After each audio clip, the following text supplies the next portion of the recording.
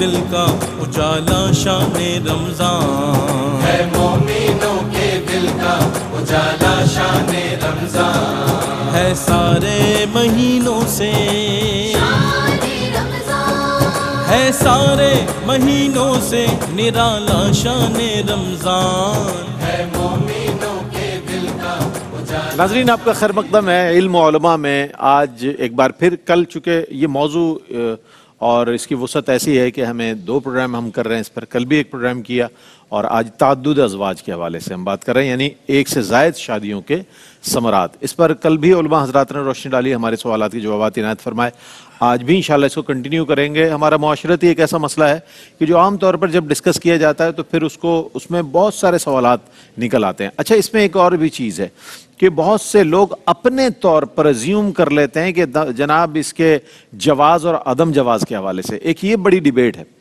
اچھا، جو علماء اور فقہا جب جواز اور عدم جواز کی بات کرتے ہیں تو از روئے شریعت کرتے ہیں، وہ قرآن و حدیث کی روشنی میں کرتے ہیں، اور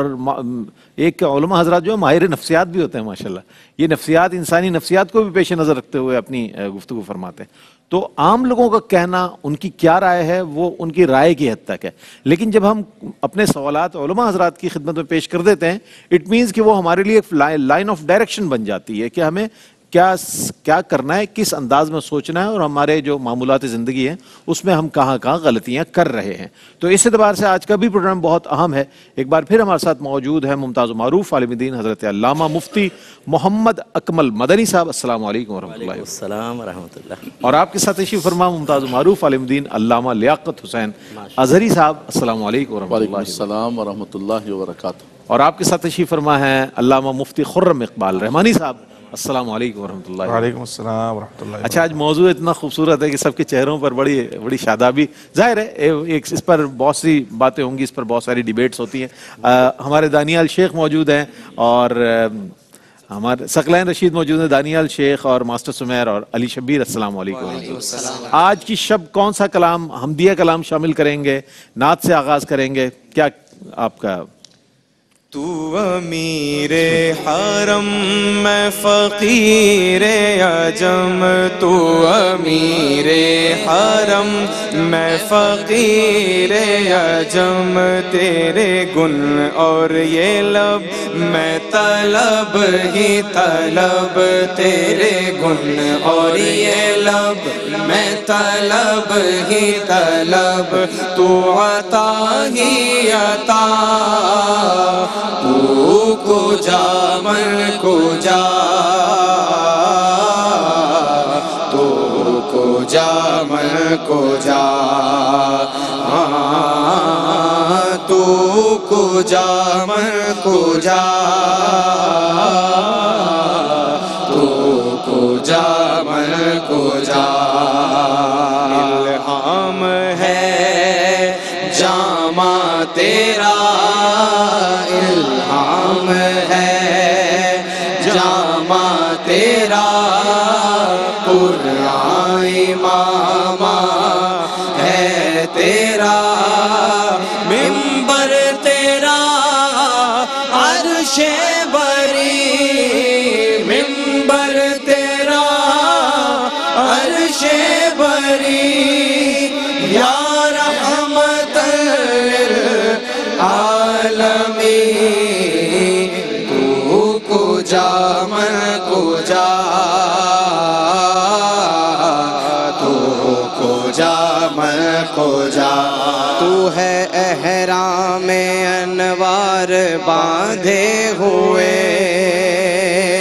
تو ہے احرام انوار باندھے ہوئے، تو ہے احرام انوار باندھے ہوئے، میں درودوں کی دستار باندھے ہوئے، ہاں میں درودوں کی دستار باندھے ہوئے، کعبہ عشق تو میں تیرے 400، کعبہ عشق تو میں تیرے 400 تو عصر میں دعا تو کو جا میں کو جا تو کو جا میں کو جا حقیقت ہے میں صرف احساس ہوں تو سمندر میں بھٹکی ہوئی پیاس ہوں تو سمندر میں بھٹکی ہوئی پیاس ہوں میرا گھر خاک پر اور تیری راہ گزر میرا گھر خاک پر اور تیری راہ گزر سدرۃ المنتہا تو کو جا میں کو جا تو کو جا میں کو جا تو کو جا میں کو جا تو کو جا میں کو جا تو کو جا میں کو جا تو جا میں کو جا جناب آپ کا خیر مقدم ہے 1 سے زائد شادیوں کے ثمرات.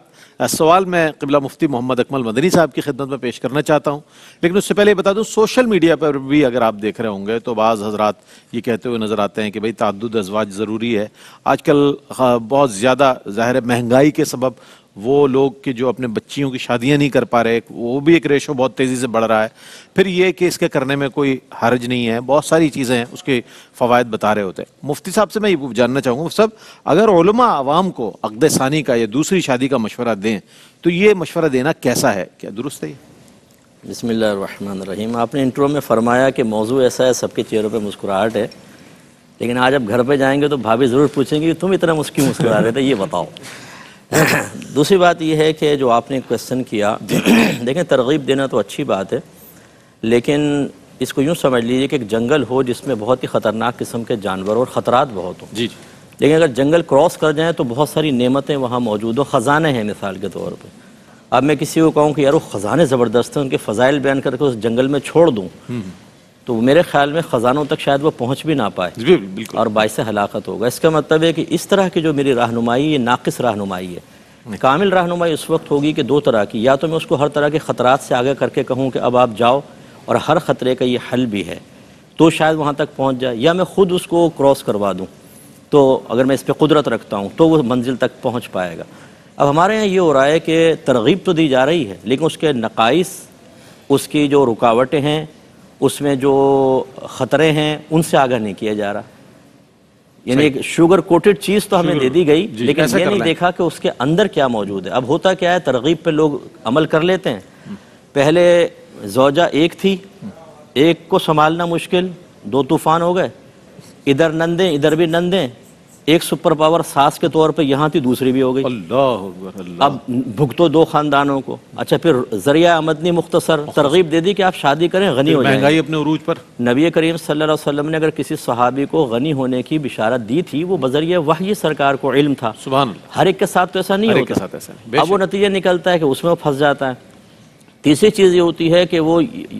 ہر ایک اپنے ملمہ کاری کے ساتھ ہی ملتا ہے. یقینی سی بات ہے، اس کو تکلف کے طور پہ کہہ لیں کہ تکلف کے ساتھ ملتا ہے. اب جب وہ شادی ہو جاتی ہے تو بعض اوقات دوسری زوجہ اتنی خطرناک ہوتی ہے کہ اسے ہٹا دو، مصطفیٰ قریشی کو کھڑا کر دو، فلم میں بالکل برابر ہے.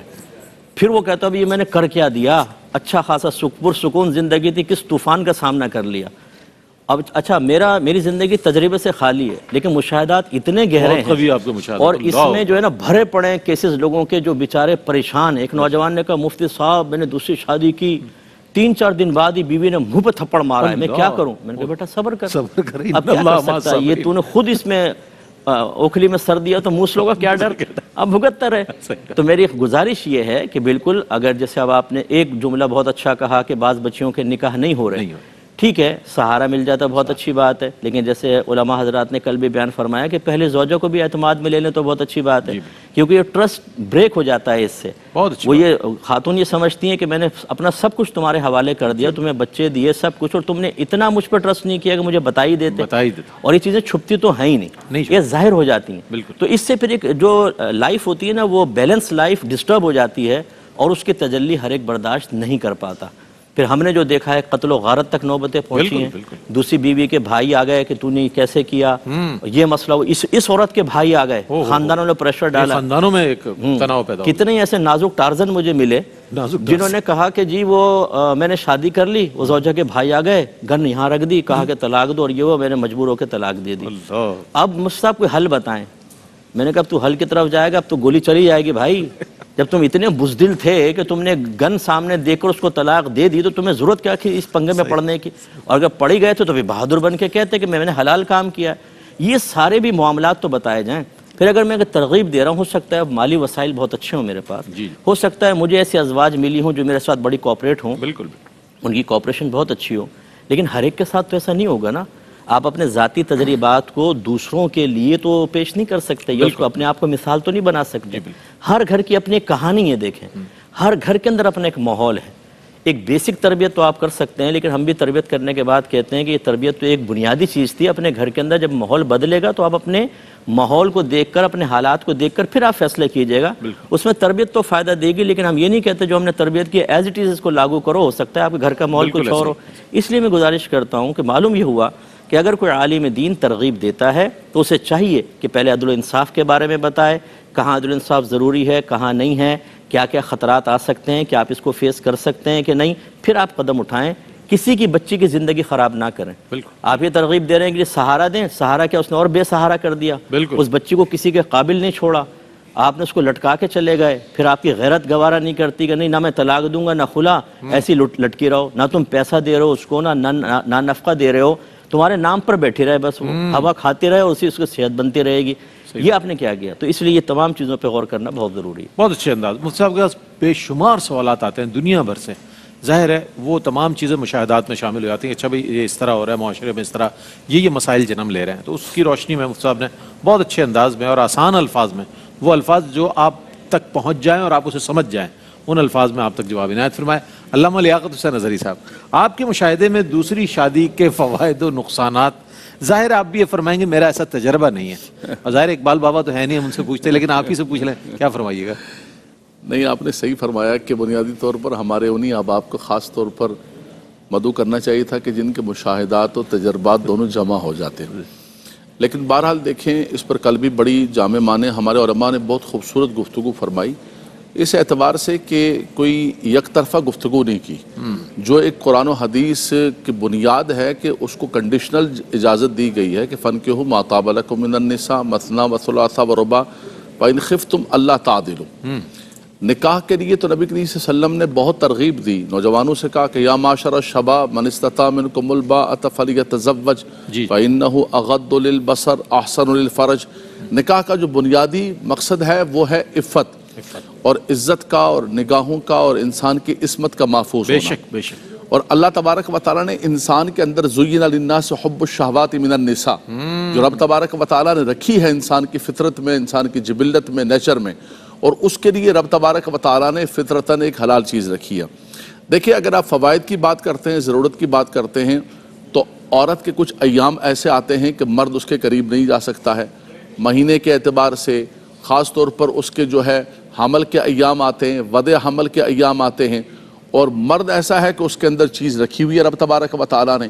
تو وہ کسی حرام کا راستہ اختیار کرے، غلط کاری کا راستہ اختیار کرے، تو اسلام نے بالکل فطرت کے آئین مطابق اس کے لیے رکھا ہے کہ وہ ایک سے زیادہ شادی کرے، تعدد ازواج اس کے لیے رکھی ہے۔ اور یہ ہمارے ہاں کوئی مثال کے طور پہ کوئی شوقیہ فنکاری والا مسئلہ نہیں ہے، فرمایا یہ عبادت ہے۔ اذا تزوج العبد استکمل نصف الایمان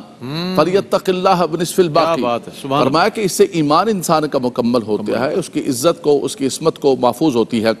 تو ضرورت کے اعتبار سے دیکھیں تو مرد کے اندر رب تبارک و تعالیٰ، دیکھیں عورت کی جو خواہشات کا معاملہ ہے وہ ایک لمیٹڈ حد تک رہتا ہے، ایک ایج تک رہتا ہے، لیکن مرد کا معاملہ ایک طویل حد تک جاتا ہے۔ اور یہ اللہ تبارک و تعالیٰ نے جس نے ہمیں پیدا کیا، جو ہمارا خالق ہے، مالک ہے، اسی نے یہ اجازت عطا فرمائی ہے، لیکن کنڈیشنل فَإِنْ خِفْتُمْ أَلَّا تَعْدِلُوا فَوَاحِدًا، سب سے بنیادی چیز ہے۔ ایسا نہ ہو کہ وَلَن تَسْتَطِيعُوا أَن تَعْدِلُوا بَيْنَ النِّسَاءِ وَلَوْ حَرَصْتُمْ فَلَا تَمِيلُوا كُلَّ الْمَيْلِ فَتَذَرُوهَا كَالْمُعَلَّقَةِ، اور ایسا نہ ہو کہ تم چاہنے کے باوجود ان کے درمیان عدل و انصاف نہ کر سکو اور کسی ایک کی طرف اتنے جھک جاؤ کہ دوسرے کو تم جو ہے بالکل لٹکی ہوئی چھوڑ دو۔ اچھا ایسا ہوتا ہے کہ اگر ایک خاتون کی عمر بڑی ہے اور دوسری ایک جوان خاتون آئی ہے تو دیکھا گیا ہے کہ وہ گھر کے اندر بالکل بیچاری جیسے کوئی ملازمہ ہوتی ہے، اس کو ایک کونے پر پھینک دیا جاتا ہے،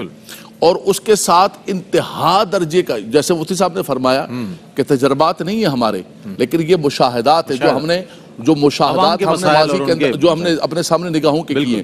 اس خاتون کو بالکل جیسے کوئی ملازمہ ہوتی ہے ایسا بھی ہوتا ہے۔ اور ایسا بھی ہوتا ہے کہ پہلے ایک ببر شیر ہوتی ہے، اس کے بچے جوان ہوتے ہیں جی، تو اب جو آئی ہے تو اس کو گھر کے اندر ایسا بنا کے رکھتے ہیں کہ جیسے جو ہے اس کا کھانا پینا، اس کا رہنا، ساری چیزیں،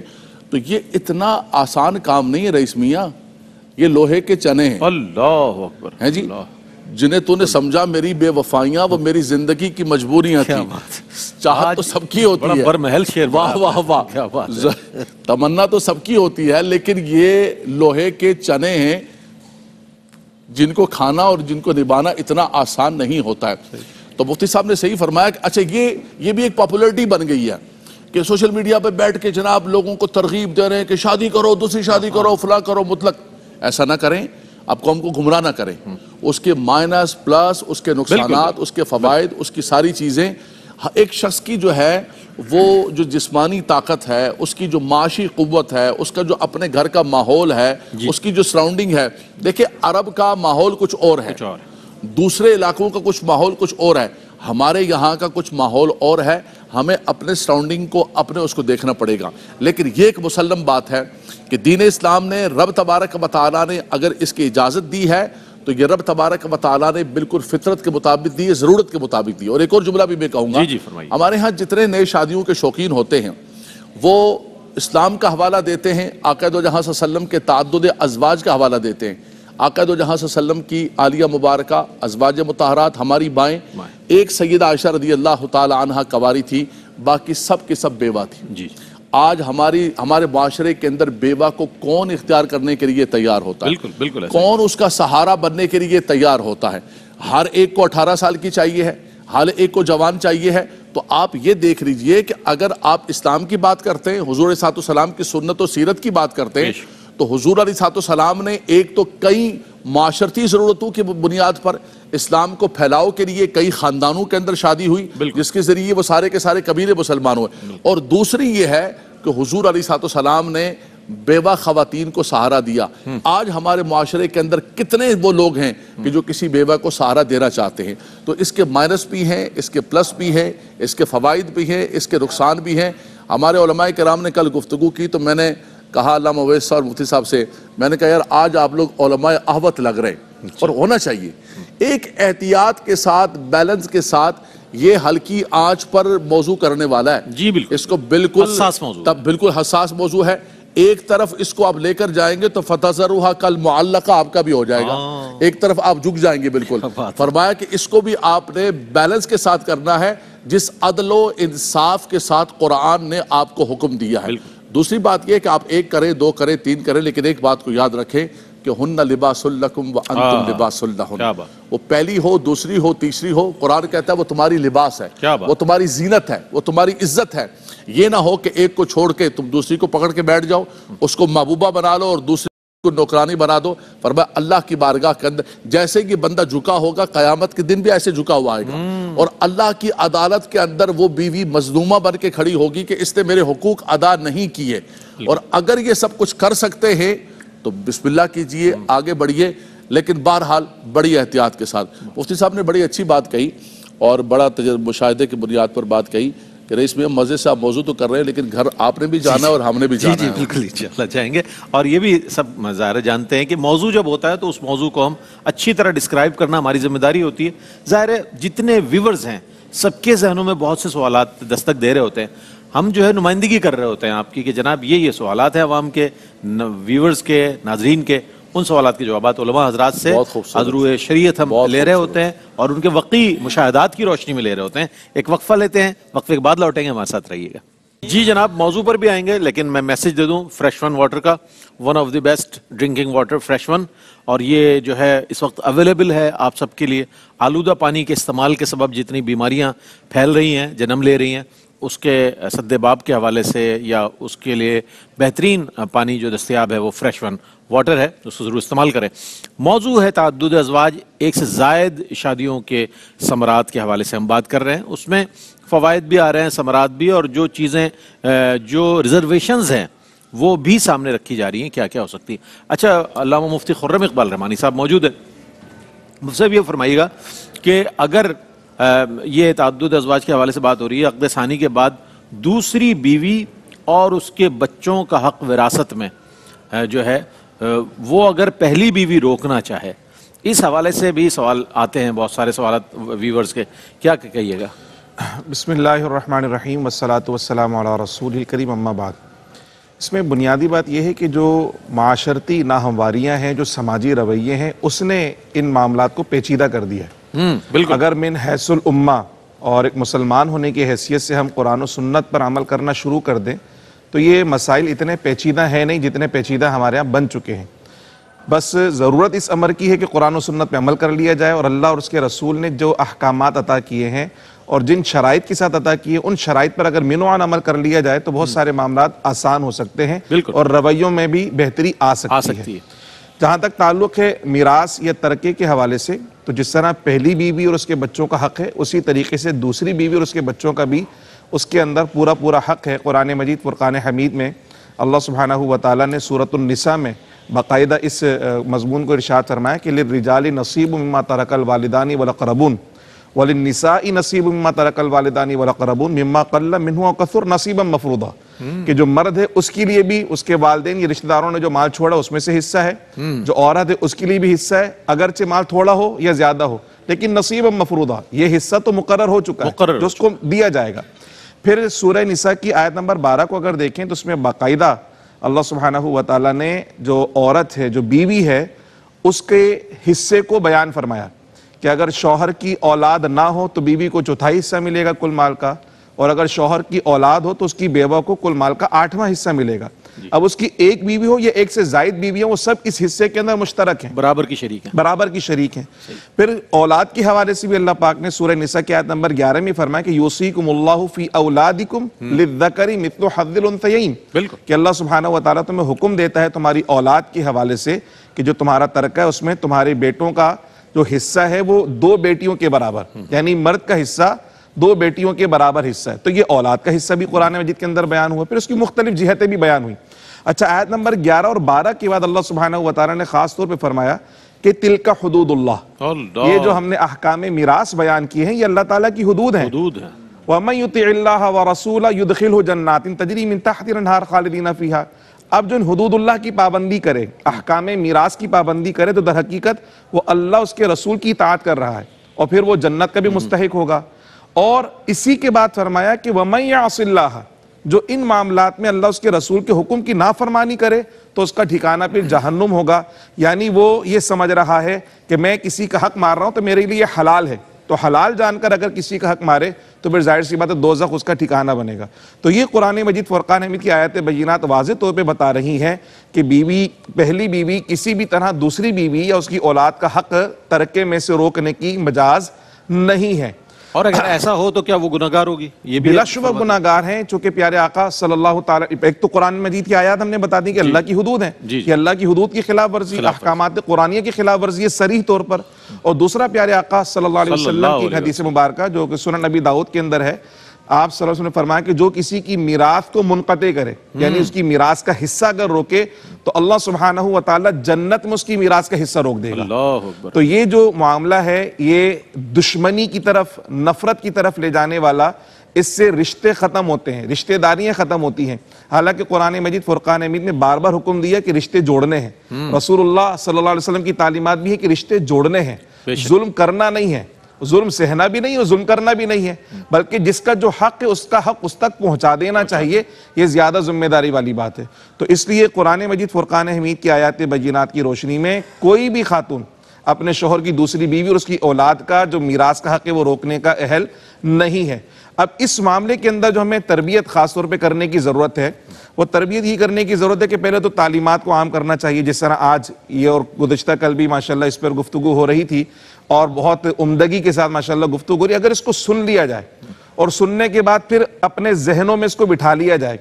اور جو ہماری معاشرتی ناہمواری اس کو دور کرنے کی کوشش کی جائے تو میں سمجھتا ہوں کہ بہت سارے معاملات اور مسائل حل ہو سکتے ہیں اور یہ ساری کی ساری پریشانی نپٹائی جا سکتی ہے۔ اس کا واحد حل قرآن و سنت کی تعلیمات پر عمل کرنا ہی ہے۔ جب ہم اس سے دور ہو جائیں گے اور اپنی نفسانی خواہشات کے غلام بن جائیں گے تو یہ خرابیاں اور یہ ساری کی ساری پریشانیاں ہمارے اوپر آئیں گی۔ جیسے کہ رسول اللہ صلی اللہ علیہ وسلم کی حدیث مبارکہ نکاح کے حوالے سے آتی ہے کہ علامہ صاحب نے بھی ارشاد فرمایا تھا کہ جو نوجوانوں کو سرکار نے حکم عطا فرمایا کہ بھئی نکاح کرو،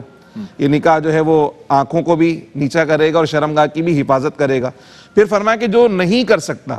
تو وہ کیا کرے، کثرت سے روزے رکھے تو یہ روزہ شہوت کو توڑے گا۔ تو نکاح کرنا ہی صرف اہم چیز نہیں بلکہ نکاح کی جو ذمہ داریاں ہیں اس کو نبھانا ضروری ہے۔ تو جو نکاح کرنے کی ترغیب دے رہے ہیں یا نکاح کرنا چاہتے ہیں وہ پہلے ان ذمہ داریوں کو سمجھ لیں، وہ ذمہ داریوں کو سمجھنے کے بعد پھر اس کے بعد یہ قدم اٹھائیں گے تو انشاءاللہ بہت ساری پریشانیوں سے نجات حاصل کر سکتے ہیں۔ ٹھیک ہے جناب، یہ موضوع کنٹینیو رہے گا اور اسی پر مزید کلام کریں گے۔ ایک مختصر سا وقفہ لے رہے ہیں، وقفے کے بعد حاضر ہوں گے، ہمارے ساتھ رہیے گا۔ جی ناظرین، آپ کا خیر مقدم ہے۔ آج ایک بار پھر ہم ایک سے زائد شادیوں کے ثمرات پر بات کر رہے ہیں۔ ایک وہ عمومی فکر، عمومی تاثر اور ایک عمومی جو ہمارا رویہ ہے انڈو پاک میں جتنے رہنے والے ہیں، ظاہر ان کے جو رویے ہیں وہ ہمارے سامنے ہیں۔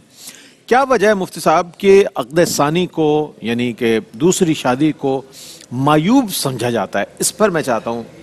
کچھ کلام۔ جیسے آپ نے تمہید قائم کی، ہر جگہ معیوب نہیں سمجھا جاتا، بہت سی جگہ بہت ہی زیادہ معیوب سمجھا جاتا ہے۔ جیسے عرب کنٹریز کے اندر کوئی معیوب نہیں ہے، افغانستان وغیرہ کے اندر کوئی معیوب نہیں ہے، بہت سی ایسی ہماری پاکستانی کمیونٹیز ہیں جن کے اندر تعدد ازواج ہے اور بالکل نارمل ہے، سب عورتیں بھی ذہنی طور پہ تیار ہوتی ہیں۔ ہاں، ایک مخصوص طبقہ ایسا ہے کہ جو دوسری شادی کو نیگیٹو طور پر دیکھتا ہے کہ شاید یہ نفسانی خواہش کے تابع ہو کر اس نے کی ہے، جو بالکل ایک غلط سوچ ہے۔ اگرچہ بعض چیزوں میں یہ واقعی ایسا بھی ہوتا ہے کہ انسان نارمل ایک لائف میں چل رہا ہے، زوجہ سے بھی ضرورت پوری ہو رہی ہے، لیکن کسی کو دیکھا دل مائل ہو گیا اس کی طرف، اور پھر نکاح تک پہنچنے کے لیے بہت سارے غیر شرعی امور کا ارتکاب بھی تسلسل سے ہو رہا ہوتا ہے۔ ایک دم تو سامنے والا نہ تو قابو میں آتا ہے، نہ اس کا ذہن بنتا ہے، اس کا ذہن تیار کرنے کے لیے کافی ٹائم لگ جاتا ہے اور اس میں بہت سارے خلاف شرع امور کا ارتکاب بھی ہو رہا ہوتا ہے۔ تو یہ جب چیزیں لوگ دیکھ رہے ہوتے ہیں، مشاہدہ کر رہے ہوتے ہیں، تو دوسری شادی کی جو تمہیدی حرکات ہیں وہ ساری ذہن میں آ جاتی ہے کہ اس نے ضرور یہ سب کچھ کیا ہوگا، ایسے تو نہیں ایک دم یہ کہ نکاح ہو جاتا ہے۔ تو اس کا مطلب تو یہ ہوا کہ جو دوسری شادی کرنے والا ہے، جو وہ غلط حرکات کر رہا ہے یا معاشرے میں ہیں، یہ بھی تو ایک ذہن بنانے میں معاون کردار ادا کر رہی ہیں نا۔ اور اگر اس طرح کے قرائن بہت سارے نظر آئیں تو پھر کوئی اگر اس بات کے بارے میں بدگمانی کرے تو وہ بالکل حق بجانب ہے، کہ جب قرائن موجود ہوں تو کم از کم دل میں آنے والے خیال کو دل میں آپ رکھ سکتے ہیں، اگرچہ یہ یقین کا درجہ نہ دیں لیکن بہرحال آپ رکھ سکتے ہیں۔ تو یہ بڑا مسئلہ ہے ہمارے یہاں پر کہ جو تمہیدات ہوتی ہیں وہ بڑی خطرناک ہیں۔ حالانکہ نبی کریم صلی اللہ علیہ وسلم نے ارشاد فرمایا کہ وَمَنْ عَشَقَ وَكَتَمَ وَصَبَرَ ثُمَّ مَاتَ شَهِيدًا، سرکار نے فرمایا جس کو کسی سے عشق ہو جائے پھر وہ اس کو چھپائے اور صبر کرے اور اسی غم میں اس کا انتقال ہو جائے تو وہ شہیدوں کی موت مرے گا۔ یعنی یہ اس صورت میں ہے کہ اس نے جائز طریقے سے کوشش کی، رشتہ بھیجا، نہیں ہوا تو قطع آپ اس کو چھپاؤ، کسی کی بدنامی کا سبب نہ بنو اور صبر کرو، نہ کہ تم غلط حرکات کے اندر پڑ جاؤ کہ زنا کر لو اور دیگر معاملات کر لو اور پھر اسی غم میں اگر انتقال ہو گیا تو اللہ تعالیٰ مقام شہادت عطا فرماتا ہے۔ تو لوگ جو یہ معیوب سمجھتے ہیں وہ اس وجہ سے سمجھتے ہیں کہ یہ حرکات خراب ہوں گی، اس لیے آدمی کو چاہیے اگر دوسری شادی کا اس کا ارادہ ہے، جیسے حضرت نے فرمایا بعض اوقات تقاضائے نفسانی بہت زیادہ ہوتا ہے۔ ابھی ایک شخص نے مجھے کہا، وہ کہاں کا تھا چھوڑ دیں، کہ ان کی زوجہ جو ہیں وہ بچوں کی طرف اتنی مائل ہو گئی ہیں ان کی دیکھ بھال میں، کہتے ہیں کہ وہ میری ضرورت ہی پوری نہیں ہو پاتی اور میں بہت پریشان ہوں اس سلسلے میں، میں کیا کروں، یا تو میں زنا کا راستہ اختیار کروں یا کیا کروں۔ تو پھر ان کو وہ تمام قیودات بتا کر اور جو حالات وغیرہ ہیں خطرات وہ بتا کے ان کو مشورہ دے دیا جاتا ہے۔ تو ہمیشہ یہ معیوب تو نہیں ہوتا، لیکن معیوب کیوں ہوتا ہے جو آپ نے پوچھا، اس کی وجوہات یہ ہیں۔ تو اس لیے بہتر یہ ہے کہ سب کو اعتماد میں لے کر ظاہر کر کے اور پھر نکاح کریں، تو پھر میرے خیال میں اس کو معیوب نہیں سمجھا جائے گا۔ بہت اچھی بات آپ نے ارشاد فرمائی کہ حسن ظن رکھنا چاہیے بہت سی چیزوں میں ہمیں، اور بدگمان ہو کر بہت سے ایسے خیالات آ جاتے ہیں جس کے سبب اس کا انکار کر رہے ہوتے ہیں یا اس کی مخالفت کر رہے ہوتے ہیں یا اسے معیوب سمجھا جاتا ہے۔ علامہ لیاقت حسین اظہری صاحب سے میں جاننا چاہوں گا کہ علامہ صاحب، اگر عقد ثانی کو، دوسرے نکاح کو حکمت عملی کے طور پر اگر مخفی رکھا جائے، اس حوالے سے میں چاہتا ہوں کہ کچھ ارشاد فرمائیے گا، کیا رکھا جا سکتا ہے مخفی؟ دیکھیں، ایک تو شریعت نے یہ حکم فرمایا کہ آلینو بالنکاح، مسلمانوں کا نکاح علل اعلان ہونا چاہیے۔ کل جیسے مفتی صاحب نے ذکر فرمایا خاص طور پر کہ دو گواہوں کی موجودگی کے اندر اور فقہ حنفیہ کے اندر اگرچہ یہ نکاح ہو جاتا ہے، لیکن میں نوجوان بچیوں کو اور بچوں کو یہ کہوں گا کہ ان کے والدین ہیں، ان والدین کی عزت ہے، ایک حیا کا تقاضا ہے، معاشرے کی چیزیں ہیں۔ اگر آپ شریعت کی ٹیکنیکل چیزوں پر جائیں گے تو اگرچہ گواہوں کی موجودگی کے اندر یہ نکاح قائم ہو جائے گا، شرعاً آپ میاں بیوی ہوں گے، لیکن کچھ معاشرتی اور کچھ جو ہے وہ معاشی اور دوسرے معاملات کی چیزیں ہوتی ہیں، خاندانی معاملات ہوتے ہیں۔ والدین کو اپنے ولی جو ہے ان کو اعتماد میں لے کر کریں، اگرچہ نکاح قائم ہو جائے گا۔ دوسرا یہ کہ اس کو خفیہ رکھیں گے، کتنی دیر چھپائیں گے آپ؟ وہ کہتے ہیں، ویسے اردو میں کہتے ہیں عشق اور مشق چھپتا نہیں ہے، زیادہ دیر چھپتا نہیں ہے، بہت دن۔ تو یہ بھی ایک ویسے بھول ہے کہ کتنے دن چھپا لیں گے، ایک نہ ایک دن سامنے آئے گا، اور پھر اس سے خاص طور پہ دیکھیں اتنے بڑے پلیٹ فارم پہ آپ بیٹھے ہوئے ہیں، ہم کبھی بھی اپنی بچیوں کو اور نوجوان لڑکیوں کو یہ کہہ کر راستہ اور راہ نہیں دیں گے کہ ٹھیک ہے تم یہ خفیہ راستہ نکالو، نہیں، اعلانیہ کرو، اپنے والدین کو راضی کرو، ولی کا شریعت کے اندر بڑا ہے، اور ان ماں باپ نے جنہوں نے ان بچوں کو پالا ہے، پوسا ہے، یہاں تک پہنچایا ہے، آج وقت آیا ہے تو آپ ان کو بالکل نظر انداز کر کے، اگنور کر کے۔ اور دوسری بات یہ ہے کہ یہ جو 4 دن کی چاندنی پھر اندھیری رات ہے، یہ جو آج کہتے ہیں کہ تمہیں میں چاند پر لے کے چلوں گا اور سارا کچھ کروں گا، اس کے بعد نہ چاند ہوتا ہے نہ ستارے زمین پر ہوتے ہیں، اور سب کچھ عیا ہو جاتا ہے، اور اس کے بعد وہی ماں باپ کا گھر ہوتا ہے، وہی ماں باپ کا گھر ہوتا ہے، وہ غریب کے بچے دوبارہ ان کو برداشت کرتے ہیں، قبول کرتے ہیں۔ اس لیے ہم یہی کہیں گے کہ خفیہ نکاح کی طرف نہ جائیں، اپنے ماں باپ کو راضی کریں، اور ماں باپ سے بھی یہ گزارش ہے کہ بچے ہیں، آج کا وہ زمانہ نہیں رہا کہ ہمارے زمانے کے اندر بڑے کہہ دیتے تھے، بچے چھوٹے چھوٹے، ہمارے کشمیر میں چھوٹے چھوٹے بچے ہوتے تھے، کہتے تھے یہ بہن کی بیٹی، یہ بھائی کا بیٹا میں نے دے دیا، ختم ہو گیا۔ لوگ اس کو بڑے ہو کر قبول کرتے تھے کہ میری دادی کر کے گئی ہے۔ آج کے بچے کہتے ہیں ہماری چوائس، ہماری پسند، ٹھیک ہے، ان کو شریعت نے فَانكِحُوا مَا طَابَ لَكُم مِّنَ النِّسَاءِ ان کو دیا ہے۔ ماں باپ کو بھی چاہیے کہ بچوں کے ساتھ ضد نہ کریں ایسی کہ جس کی وجہ سے وہ ان راہوں پر، رستوں پر چلیں کہ آپ کی عزت بھی خراب ہو اور خاندان کی عزت بھی خراب ہو۔ میں بہت شکریہ ادا کروں گا مفتی خرم اقبال رحمانی صاحب، آپ تشریف لائے، علامہ لیاقت حسین اظہری صاحب تشریف لائے، اور قبلہ مفتی محمد اکمل مدنی صاحب سیگمنٹ کے آخری حصے تک، یعنی کہ آپ کے مسائل اور ان کا حل جو ہے اس کے جوابات بتانے تک ہمارے ساتھ الحمدللہ موجود رہتے ہیں۔ اور آج کا پروگرام پیش کیا گیا، کل بھی پروگرام پہ کنکلوژن یہ ہے ہم سب کے لیے زندگی کے تمام معاملات اور معمولات میں، زندگی گزارنے کے تمام اصولوں میں، کہ ہم شریعت کے تابع ہیں، شریعت ہمارے تابع نہیں ہے، اور شریعت نے تمام احکامات ہم پر واضح کر دیے ہیں کہ کیا کرنا ہے اور کیا نہیں۔ اوامر و نواہی بالکل واضح طور پر ہم تک پہنچ گئے ہیں قرآن و حدیث کی روشنی میں۔ تو ہم یہ موضوع آپ کے حوالے کر رہے ہیں، یقیناً جو سوالات میرے پاس موجود تھے، آپ کی طرف سے جو سوالات آتے ہیں وہ بھی میں نے پیش کر دیے۔ اگلا جو سیگمنٹ ہے وہ ہے اظہار عقیدت کا، اور اس میں عبدالستار نیازی رحمۃ اللہ علیہ کو ہم ٹریبیوٹ پیش کریں گے، اور اس کے بعد جو ہے اذان فجر کا وقفہ ہوگا۔ اذان فجر کے بعد آپ کے مسائل اور ان کا حل لے کر ہم آپ کی خدمت میں حاضر ہوں گے، آپ کے لائیو سوالات لیے جائیں گے۔ قبلہ مفتی محمد اکمل مدنی صاحب آپ کے سوالات کے جوابات کے لیے یہاں تشریف فرما ہوں گے۔ حاضر ہوتے ہیں وقفے کے بعد۔